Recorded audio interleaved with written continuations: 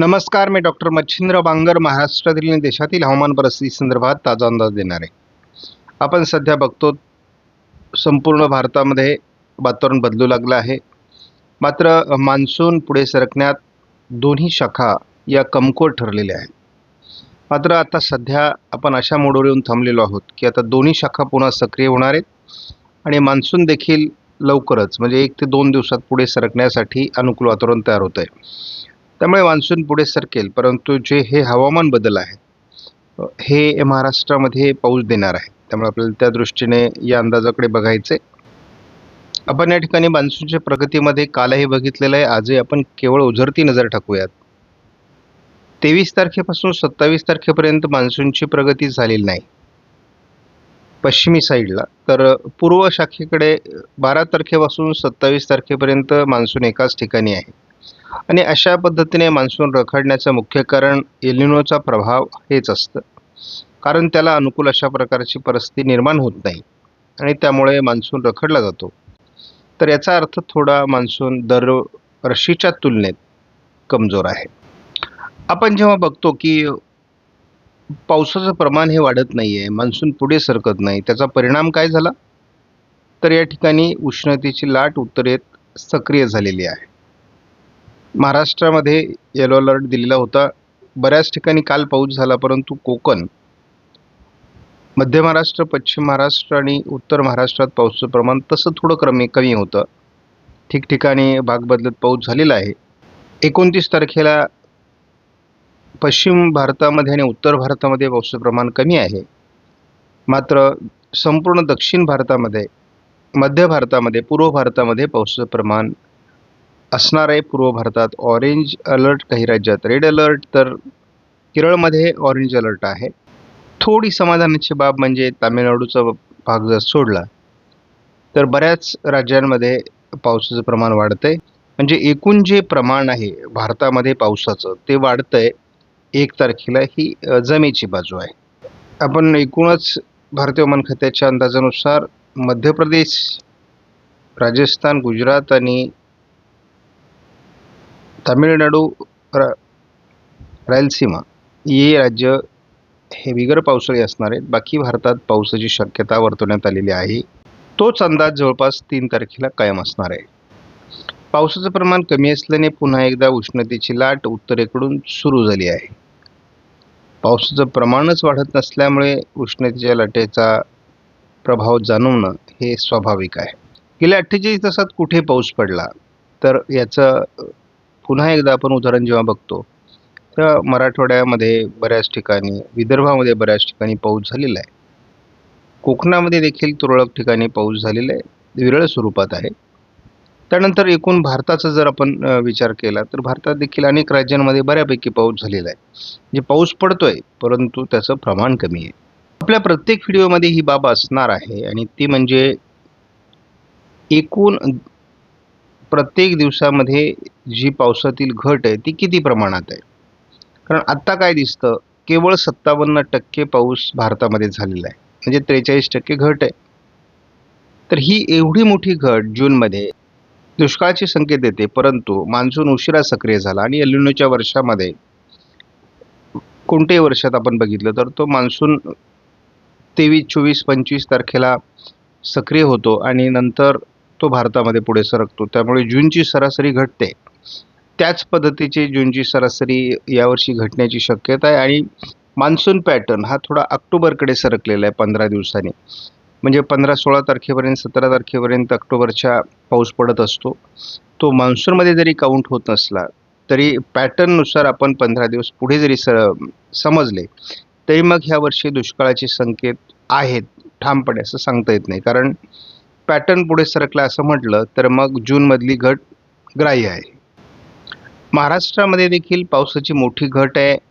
तर आता आपण गोंदियामध्ये किंवा गडचिरोलीमध्ये, भंडारामध्ये बघितलं किंवा इकडे कोल्हापूर, सातारा, रत्नागिरी, रायगड, ठाणे, धुळे आणि नंदुरबार, अहिल्यानगर, जालना, हिंगोली या जिल्ह्यांमध्ये 70% जास्त पावसाची घट आहे. उर्वरित जिल्ह्यांमध्ये मात्र पावसाची घट हळूहळू कमी होते आहे.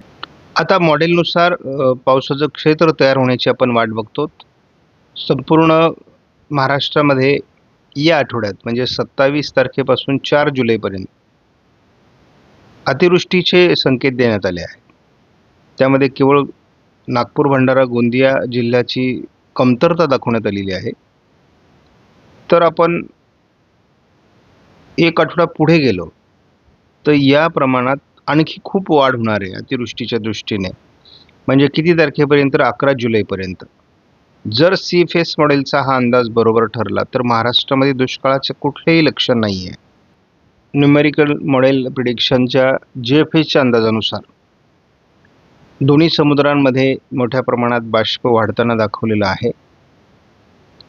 त्यामुळे एकूणच पावसाचं प्रमाण वाढण्याकरता या ठिकाणी अतिशय चांगली परिस्थिती निर्माण होते. त्यामुळे बघूयात वातावरणीय बदल काय काय होत आहेत. पावसाच्या प्रमाणात या मॉडेलनुसार वाढ होण्याची शक्यता दिलेली आहे आणि या ठिकाणी एक चक्राकार स्थिती दाखवण्यात आलेली आहे. संपूर्ण दक्षिण भारतासहित महाराष्ट्रात पावसाचं प्रमाण वाढण्याची शक्यता दाखवण्यात आलेली आहे. 30 तारखेचा आपण जेव्हा अंदाज घेतो तेव्हा या पावसाच्या प्रमाणात वाढ होते. शिवाय किनारपट्टी भागामध्ये पावसाचं प्रमाण वाढते. म्हणजे महाराष्ट्राची स्थिती या ठिकाणी मजबूत अशा प्रकारची दाखवण्यात आलेली आहे. आता मात्र मान्सून पुढे सरकण्यासाठीची ज्या काही बाबी आहेत त्याच्याकडे आपल्याला लक्ष देणं आवश्यक आहे.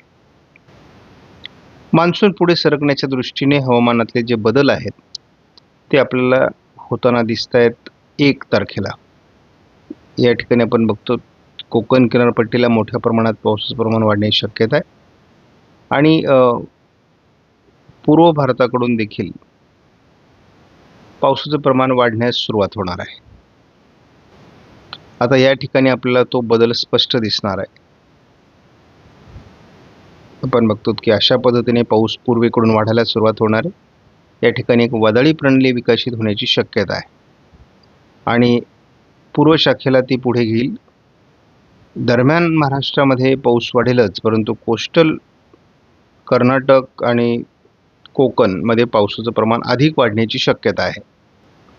या ठिकाणी आपण स्पष्टपणे बघतो की मोठ्या प्रमाणात या ठिकाणी आपल्याला मान्सूनचे पुढे सरकण्याच्या दृष्टीने वातावरण आहे. या ठिकाणी एक सिस्टम विकसित होते आणि पावसाचं प्रमाण वाढत आहे. मुसळधार पाऊस आपल्याला या भागामध्ये बघायला मिळतोय. त्यामुळे पावसाचं प्रमाण महाराष्ट्रात वाढणार आहे. आपल्याला स्पष्टपणे एक वादळी प्रणाली या ठिकाणी दिसते आणि त्याचा परिणाम मोठ्या प्रमाणात अतिवृष्टीच्या स्वरूपात महाराष्ट्रात आणि काही कर्नाटकच्या भागामध्ये दाखवलेला आहे. तर आपण बघतो की ही 4 तारीख आपल्यासाठी फार महत्त्वाची आहे आणि शिवाय एकापाठी एक सिस्टम विकसित जर झाल्या तर भारतावर पावसाचं प्रमाण वाढू शकतं. शिवाय मान्सून पुढे सरकण्यासाठी सुद्धा अनुकूल परिस्थिती निर्माण होते. जसा ही जुलै सुरू होईल तसा मान्सून पुढे सरकण्यास सुरुवात होईल. या मॉडेलनुसार तरी खूपच चांगल्या प्रकारची पावसाळी प्रगती 5 जुलैपर्यंत आपल्याला झालेली दिसेल. बहुतांश भारतामध्ये आपल्याला पावसाचं प्रमाण वाढताना दिसते. थोडं गुजरात, राजस्थानचा भाग सोडला तर संपूर्ण भारतात पावसाळी परिस्थिती असणं अपेक्षित आहे. महाराष्ट्रावर अतिशय उत्तम अशा प्रकारचं मुसळधार पावसाचं वातावरण आहे.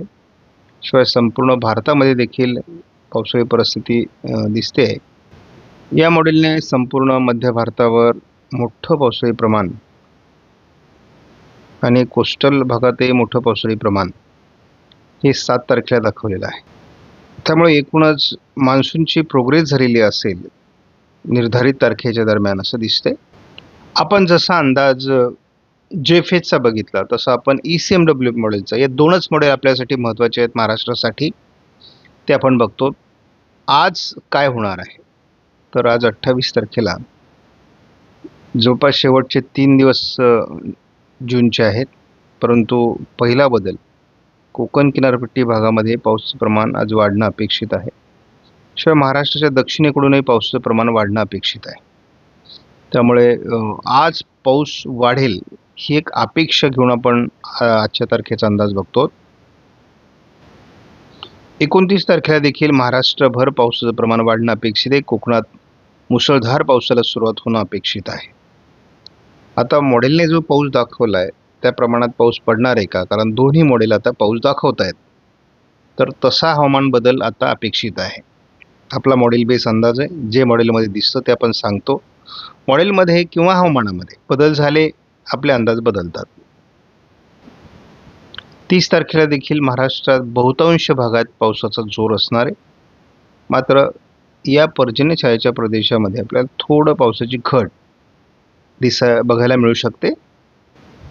1 तारखेपर्यंत तरी आपल्याला फारशी प्रोग्रेस मान्सूनची पश्चिमी शाखेकडून जरी पश्चिमी शाखा सक्रिय झाली असली तरी दिसत नाही. मात्र पूर्व शाखेकडून 1 तारखेपासून मोठ्या प्रमाणात सुधारणा अपेक्षित आहे. अगदी दिल्ली, पंजाब, हरियाणापर्यंत मान्सून मजल मारू शकतो पूर्वेकडून. मान्सूनची प्रगती जसंही जुलै सुरू होईल तशी सुरू होईल आणि त्यामुळे झटपट उत्तर भारतामध्ये मान्सून पोहोचण्यासाठी अनुकूल परिस्थिती आहे. आपण जुलैच्या 1 आणि 2 तारखेला महाराष्ट्रात खास करून कोकणामध्ये मुसळधार परिस्थिती आहे आणि थोडं दक्षिणेकडून पाऊस जरी या ठिकाणी कमी होताना दिसत असला तरी महाराष्ट्रभर पावसाचं उत्तम वातावरण ECMW मॉडेलने दाखवलेलं आहे. 3 तारखेला मान्सूनची मोठी प्रगती उत्तर प्रदेश, पूर्व राजस्थान, मध्य प्रदेश, दिल्ली, पंजाब, हरियाणा, उत्तराखंड, हिमाचल प्रदेश, जम्मू काश्मीर या दिशेने होताना दिसते. फक्त गुजरातमध्ये देखील होताना दिसते. म्हणजे 3 तारखेला मोठी प्रगती आहे.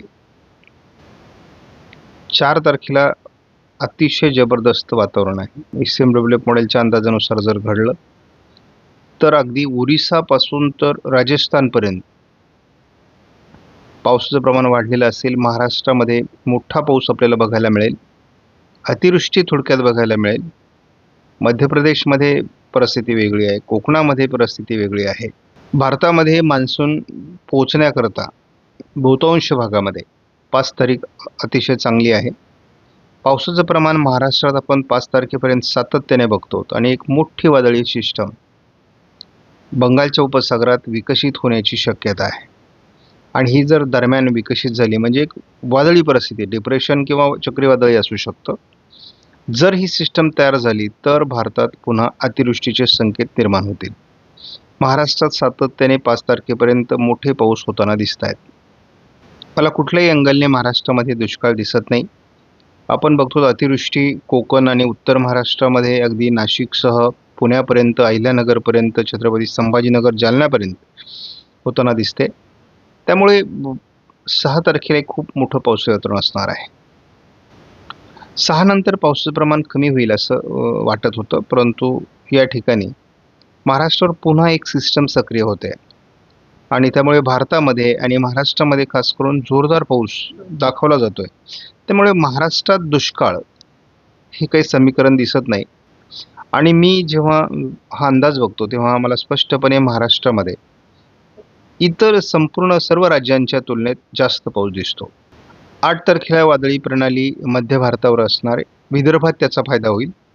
कोकणातला पुन्हा पाऊस 8 तारखेपासून कमी व्हायला सुरुवात होईल. पश्चिमी शाखा पुन्हा वीक होण्याची शक्यता आहे.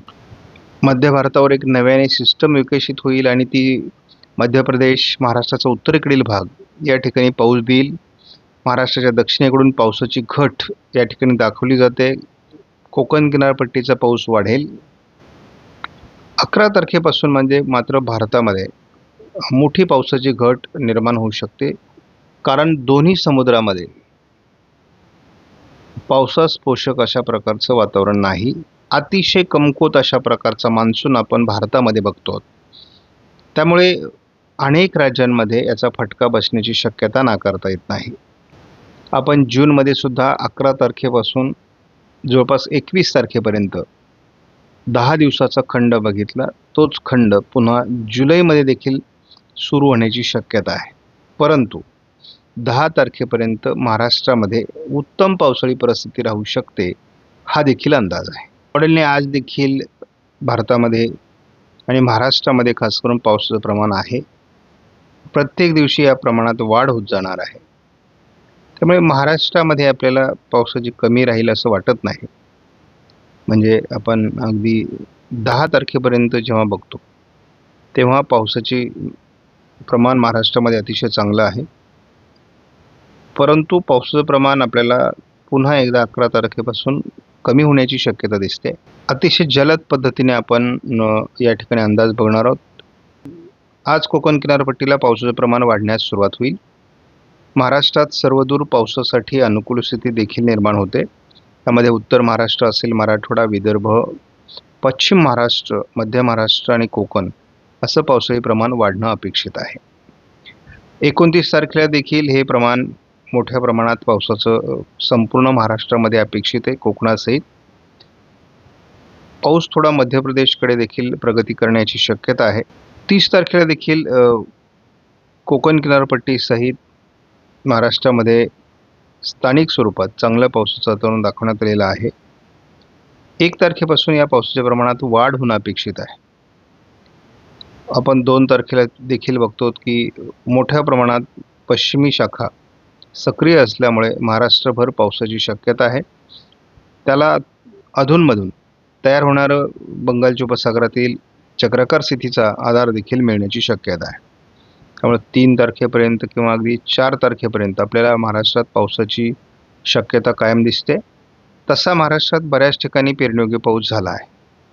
आपण 4 तारखेपर्यंत महाराष्ट्रावर असलेली सुप्त चक्राकार स्थिती ही आपल्याला 5 तारखेला स्पष्टपणे दिसते, जी गुजरातच्या दरम्यान किंवा उत्तर महाराष्ट्र, मध्य महाराष्ट्रात पोहोचल्यानंतर पश्चिमी वाऱ्यांमुळे सक्रिय झालेली दिसते. त्यामुळे या सुप्त अशा प्रकारच्या चक्राकार स्थितीमुळे आपल्याला महाराष्ट्रात 4 तारखेपर्यंत उत्तम पाऊस होईल. कोकण किनारपट्टीसहित उत्तर महाराष्ट्राच्या बऱ्याच भागात शेवटी याचा परिणाम जाणवण्याची शक्यता 5-6 तारखेला आहे. कारण ही चक्राकार स्थिती पुन्हा महाराष्ट्राचा बराच भाग कव्हर करेल असं दिसतंय. त्यानंतर एक आणखी नवीन चक्राकार स्थिती ही विदर्भ, मराठवाड्यावर परिणाम करण्याची शक्यता आहे. परंतु 7 तारखेनंतर पुन्हा कोकणातील पावसाचा प्रभाव कमी व्हायला सुरुवात होणार आहे. म्हणजे जे आपण खंड म्हणतोय तो या मॉडेलने आपल्याला थोडा लवकर दाखवलेला आहे. परंतु कोकण आणि उत्तर महाराष्ट्र, विदर्भामध्ये 9 तारखेला एका सिस्टममुळे पाऊस होणार आहे. 10 तारखेपासून 10 तारखेला कोकणातही पावसाची शक्यता आहे. परंतु उर्वरित भारतात आणि महाराष्ट्रात पाऊस कमी होतोय. मग पहिला पावसाचा खंड जुलैचा हा 11 आणि 12 तारखेला जाणवतोय सुरू होताना, जो आपल्याला जूनमध्ये जाणवला. तर अशा पद्धतीने पावसाचं प्रमाण वाढत जाणं आणि पुढे पावसाचा खंड सुरू होणं हे अपेक्षित आहे. यावर्षीचा मान्सून महाराष्ट्रासाठी जरी चांगला असला तरी देशासाठी अतिशय कमकुवत आहे. सारांश सांगतो, कुठलंही मॉडेल बघितलं तर महाराष्ट्रामध्ये 10 तारखेपर्यंत उत्तम पावसाळी वातावरण आहे आणि 11 तारखेपासून पुन्हा नवीन पावसाच्या खंडाची शक्यता दाखवली. परंतु हा अंदाज 12-13 दिवसानंतरचा आहे. या अंदाजात बदल होऊ शकतो, सकारात्मक किंवा नकारात्मक. आपणास व्हिडिओमधील माहिती महत्त्वपूर्ण वाटल्यास लाईक करा, शेअर करा, चॅनलला सबस्क्राईब करा. धन्यवाद. जय हिंद, जय महाराष्ट्र, जय बळीराजा.